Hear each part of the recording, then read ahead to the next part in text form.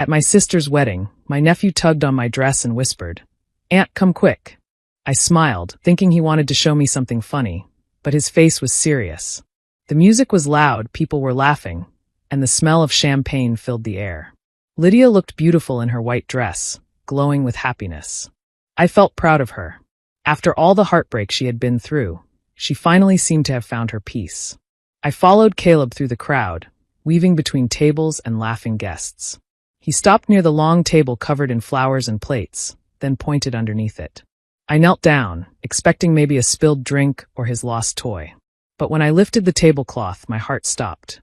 Under that table, hidden from everyone, I saw my fiancé Darren and my sister Lydia tangled together in a kiss. For a second, my mind refused to understand what I was seeing. The music faded, and all I could hear was the pounding in my chest. Darren's hand was on Lydia's back, her fingers in his hair, both of them lost in a world that should have never existed. I froze. My breath caught in my throat. The people just a few feet away were cheering and clinking glasses, unaware of the secret happening beneath their feet. I let the tablecloth drop and slowly stepped back, my legs shaking. Caleb looked up at me, confused, and I forced a smile, whispering that everything was fine. I walked away, trying not to draw attention. My whole body felt cold. Every moment of the past few months flashed in my head. The nights Darren said he was working late, the times Lydia canceled plans last minute, the strange looks they shared when they thought I wasn't watching. I had ignored every sign because I trusted them, because they were the two people I loved most. I escaped into the restroom, locking myself in a stall. The sound of laughter from outside felt distant, like it belonged to another world. I pressed my hand against my mouth to keep from crying out. My reflection in the mirror didn't even look like me anymore. I thought about the way Darren had kissed my forehead that morning, promising me forever. I thought about how Lydia had asked me to fix her veil, smiling like an angel. After a few minutes, I wiped my tears, fixed my makeup, and walked back out. No one noticed anything. I stood there through the speeches, through the first dance, pretending to be happy while my heart was breaking. Lydia raised her glass and toasted to new beginnings, and Darren smiled beside her like nothing had happened. I smiled too. But inside, something inside me had shattered beyond repair. I stepped back before they could see me, my hands trembling. The music and laughter around me blurred into a distant hum. I felt like the floor had dropped beneath my feet. My mind tried to make sense of what I had just seen, but it couldn't.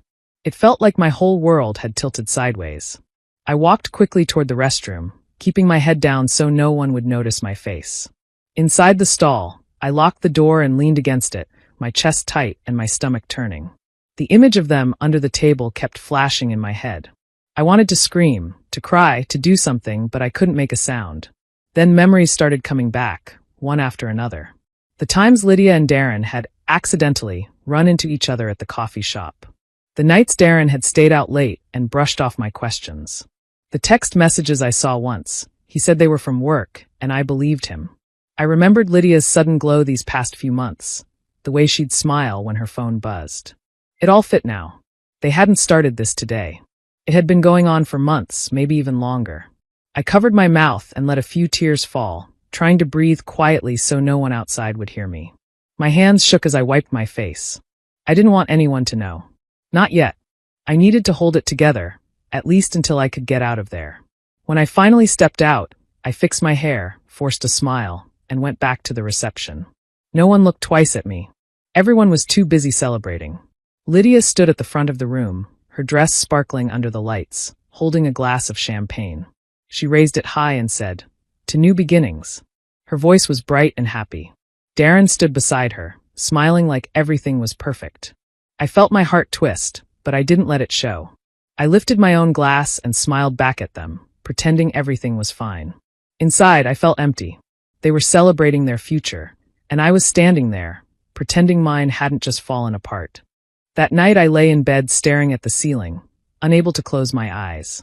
Every time I blinked, I saw them again, hidden under that table, lost in each other like I didn't exist.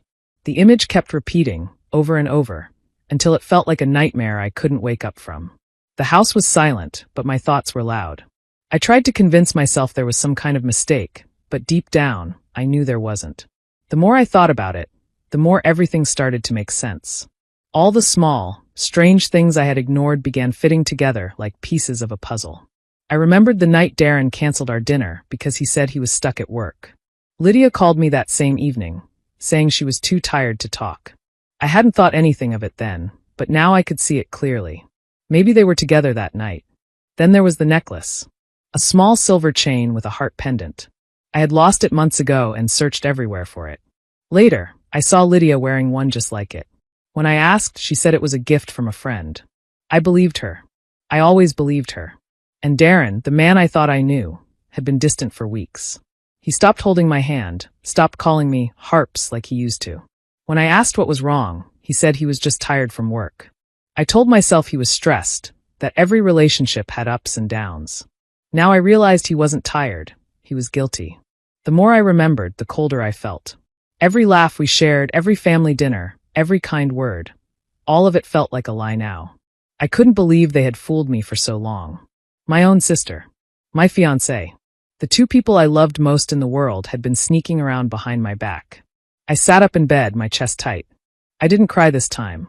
I just stared out the window at the quiet street and thought about everything I'd lost in one night. I knew I couldn't confront them yet. I needed to be sure.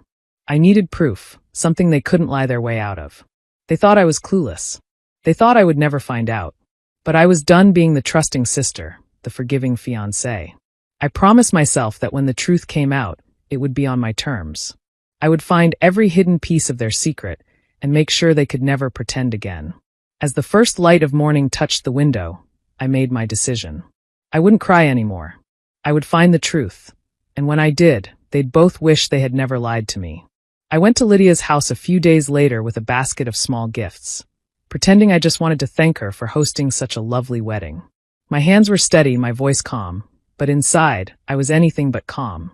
I needed to see her, to look her in the eye and act normal, even though every part of me wanted to scream. Lydia greeted me with her usual bright smile, like nothing had ever happened. She offered me coffee and asked about my week, talking as if we were still close. I nodded, pretending to listen. Every word she said felt fake now, every laugh forced. I noticed how relaxed she seemed, how comfortable. It made my stomach twist. While we were chatting, her phone buzzed on the kitchen counter. She glanced at it, but didn't pick it up right away. Then she excused herself to take a call in the other room. The moment she stepped out, I looked at her phone. I didn't mean to at first, but something in me pushed to see what she was hiding. The screen lit up with a new message. It was from Darren. My heart stopped when I read it. Last night was perfect. Same time tomorrow. I stared at the words for a second, feeling my hands go cold. It wasn't just a guess anymore.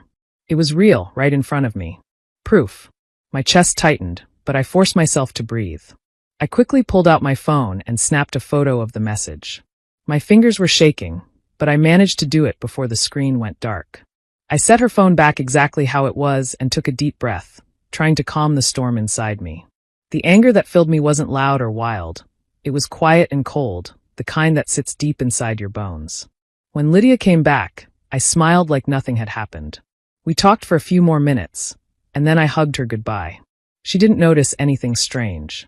As I walked out of her house, I felt a strange sense of power. She and Darren thought they were clever, but they had no idea what was coming. I wasn't going to cry anymore.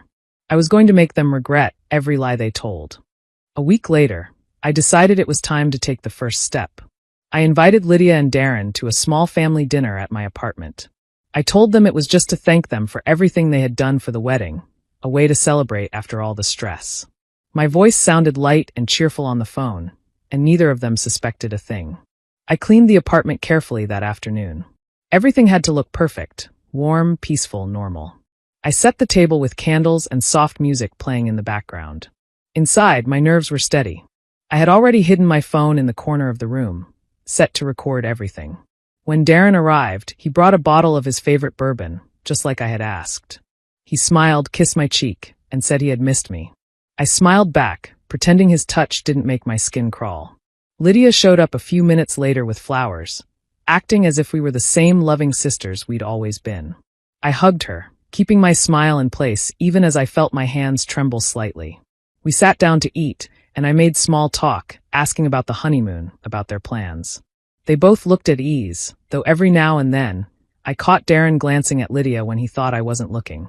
I noticed the way her hand shook slightly when she poured her drink. The silence between them wasn't comfortable. It was tense, filled with secrets they were trying hard to hide. Then Caleb, who had come along with Lydia, sat quietly eating his food. Out of nowhere, he looked up and said, "Mommy, are we going to dance with Uncle Darren again like last time?" The room froze. The words hung in the air like a sharp echo. Lydia's eyes widened, and then she gave a quick, nervous laugh. "Oh, honey," she said, "that was just a silly game." Her voice cracked slightly. Darren stared at his plate, his face pale. I took a slow sip of my drink, pretending to be confused. "Oh, you two were dancing?"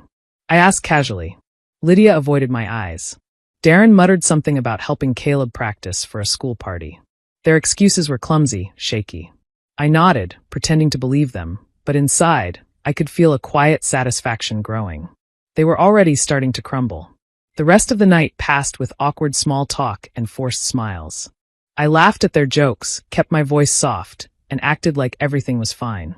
But the recording on my phone captured every moment, every nervous laugh, every slip in their voices. When they finally left, I sat alone in the silence, staring at the empty glasses on the table. My plan was working. They didn't know it yet, but the truth was already starting to expose itself. And this was only the beginning.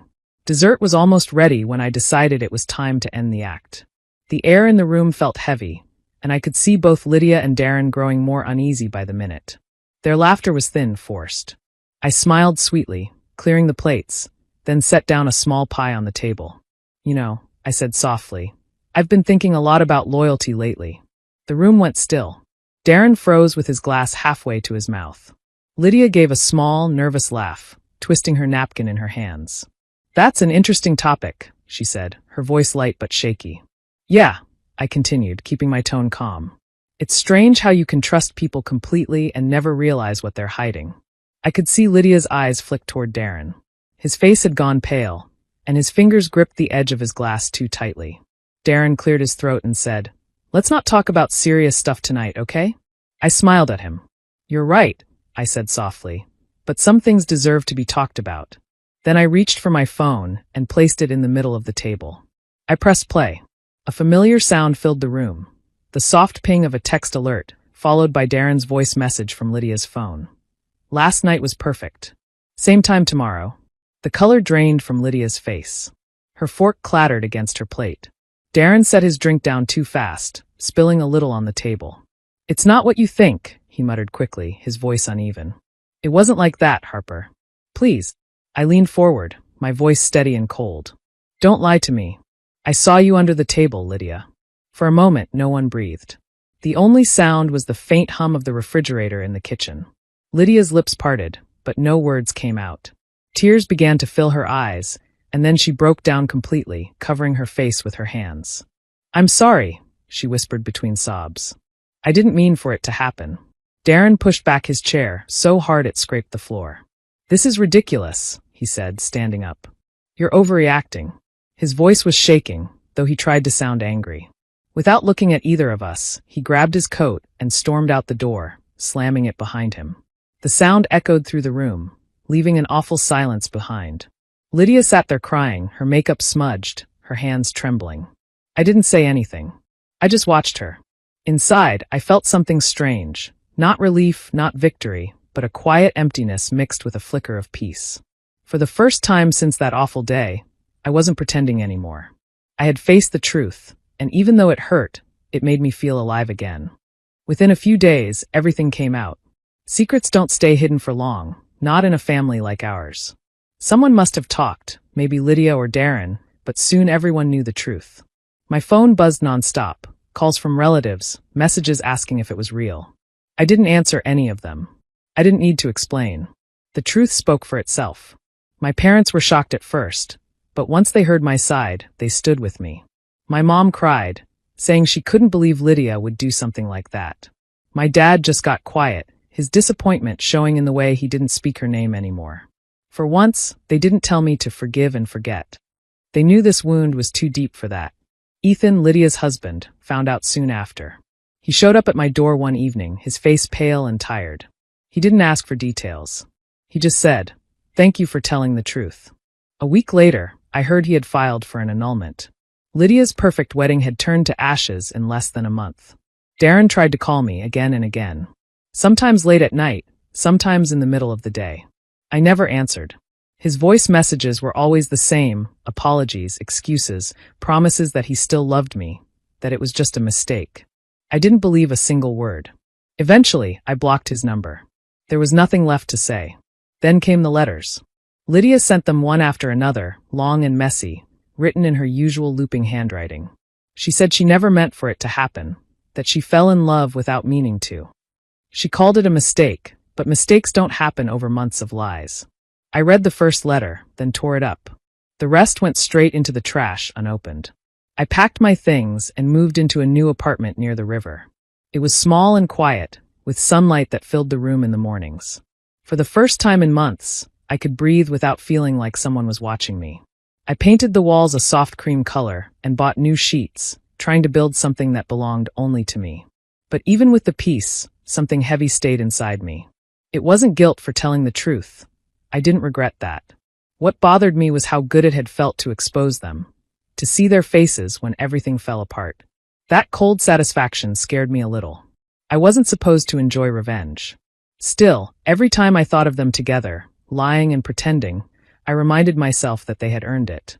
I didn't destroy them. They destroyed themselves. I just stopped covering for them. Months passed before I heard anything about them again. Life had started to quiet down.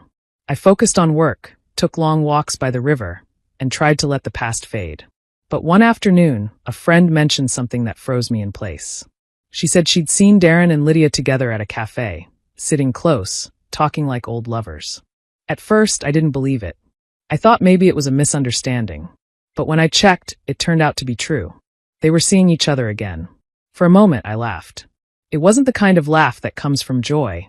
It was sharp, cold, and bitter. After everything that had happened, after all the pain and shame, they had gone back to each other.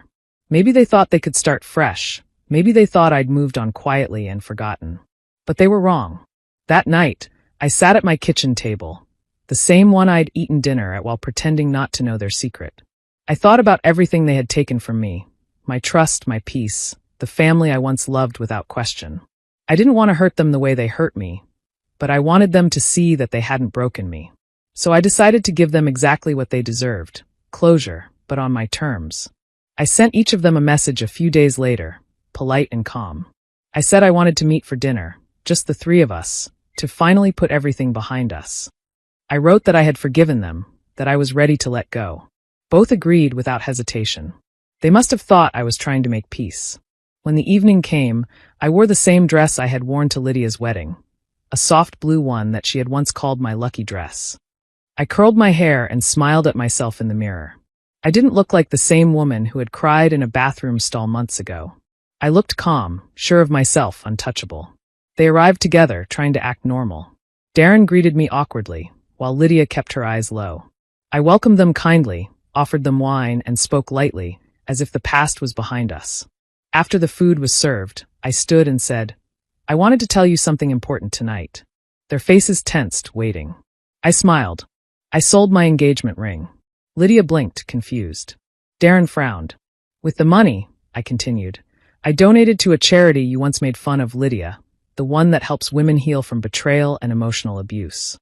The words hung in the air like a quiet storm. Darren's face went red, and he looked away, his mouth tight. Lydia stared down at her plate, her hands trembling. I didn't yell, didn't gloat. I just smiled softly and said, "That ring was supposed to be a promise. I thought it was broken, but maybe it was meant to help someone else." For the rest of the dinner, no one spoke much. The silence said enough. They came expecting forgiveness. Instead, they found out I had already moved on, stronger than either of them ever imagined. The room was quiet except for the faint clinking of glasses. I could feel their uneasiness as they shifted in their seats, waiting for me to speak. For months, I had carried everything inside, the anger, the hurt, the confusion, all of it locked away so I wouldn't break. But now, sitting across from them, I felt calm. I wasn't there to argue. I was there to finally say what needed to be said. I looked at both of them. Lydia's eyes were red, already filled with guilt she couldn't hide. Darren sat stiffly, pretending to be calm, but I could see the tension in his jaw. I took a slow breath and started speaking. "You know," I said softly, It wasn't just the cheating that hurt. It was the fact that it came from you too, the people I trusted most. My voice didn't shake. When strangers betray you, it stings. But when your own family and your fiancé do it, it changes everything. It makes you question every good memory, every kind word, every smile. Lydia's tears began to fall silently. Darren looked away, unable to meet my eyes. I continued. You both broke something that can never be fixed. I used to believe family meant loyalty, that no matter what happened, we protected each other. But you proved me wrong. You showed me that love without honesty is just a lie we tell ourselves. Lydia's hands trembled as she whispered, I'm so sorry, Harper. I don't know what I was thinking. I didn't want to hurt you. I looked at her, seeing the sister I once loved, and for a moment, I almost felt pity. But pity wasn't forgiveness. You didn't just hurt me, I said quietly. You destroyed your marriage, and you lost your family's trust. All for something that wasn't even real. I hope someday you understand what that cost you. Darren finally spoke, his voice low. I know I ruined everything. If I could take it back, I would. I nodded slowly. You can't. Some things can't be undone. The silence that followed was heavy, but it didn't scare me. I reached for my purse, stood up, and looked at them one last time. I forgive you, I said. Lydia looked up, hope flickering in her eyes. Then I added, but I'll never forget. Lydia covered her face and began to cry harder. Darren didn't move. He just stared down at the table, his expression empty. I turned and walked toward the door. My steps were slow but steady. I didn't need to say anything else. As I left the restaurant, I didn't look back. They were sitting in silence, left to face the wreckage they had created. For the first time in a long while, I felt light, not happy but free. The next morning, I drove out to the old pier on the edge of town. It was a quiet place, far from the noise of everything that had happened. The water shimmered in the sunlight, and the wooden boards creaked softly under my feet. I hadn't been there in years, not since Lydia and I were children. We used to spend hours here, tossing stones into the water and dreaming about the future. Back then, life was simple. Back then, I still believed some things could last forever. I sat on the edge of the pier, the wind tugging at my hair. For the first time in months, my mind felt still. No noise, no anger, just the sound of waves brushing against the shore. After everything that had fallen apart, I didn't feel broken anymore. I felt lighter, like I'd finally let go of something I'd been holding too tightly. A small voice called out behind me. Aunt Harper. It was Caleb, running toward me with his little arms open wide. I smiled and helped him sit beside me. He swung his legs over the edge, just like Lydia and I used to do. We sat there quietly for a while, watching the water ripple in the sunlight. After a few minutes, he looked up at me, his eyes wide and innocent. Are you still mad at Mommy? He asked softly. His question hit me harder than I expected. I thought about it for a moment before answering. No, sweet boy, I said gently. I'm not mad anymore. But I'm done being her shadow. He tilted his head, not quite understanding, but he smiled anyway. Then he wrapped his small arms around me. I hugged him back, holding him close. That simple hug felt like a promise, that even though everything had changed, I could still choose kindness, still choose peace. When he pulled away, I looked out across the water. The sky was turning gold and pink as the sun began to set. It was beautiful, quiet, calm, endless. I realized then that I didn't need to go back to the life I had before. I didn't need to fix what was already broken. The betrayal had hurt me deeply, but it hadn't destroyed me. It had shown me who I was when everything else fell apart.